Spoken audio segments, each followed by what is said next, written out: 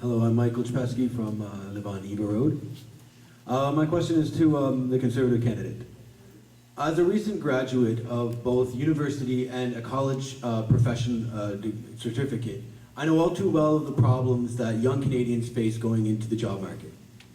Now, today there is 200,000 jobs fewer than when we went into the recession. And as too many Canadians outside of the job market. Now, I found it appalling when I found out that your Conservative Party government cut 40,000 jobs from the Canada summer programs. So my question tonight is, why is it the Conservative Party prefers to cut opportunities for young Canadians rather than actually invest in their future?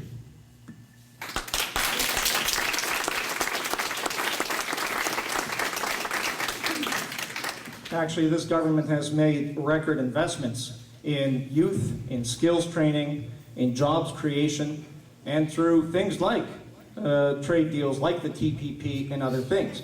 Also, what I counsel youth about as well is you also have to be strategic about the jobs that you're looking for and the education that you want to take. I work with families, I work with kids, I work with their parents as well, because there are new job and career paths, like at community colleges and other places, to identify where the skills are most needed in this country.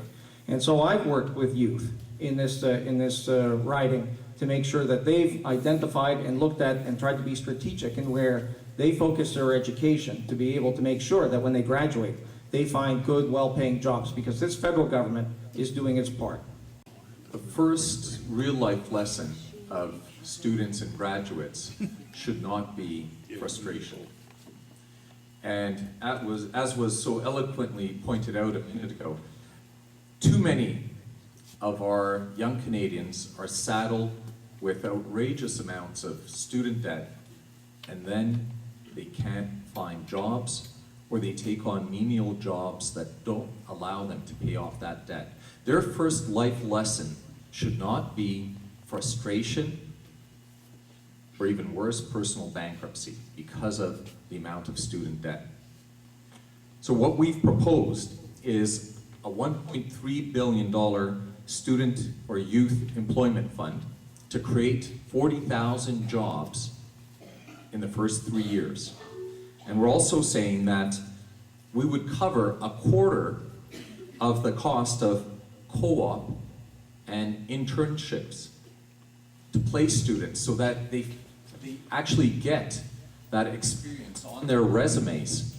And perhaps if companies are provided with a subsidization to take on these students in a co-op or an internship role, that they may hire them at the end of that period full-time. But clearly we need to do better, and that's why we've made such a significant investment of $1.3 billion over 3 years into youth employment.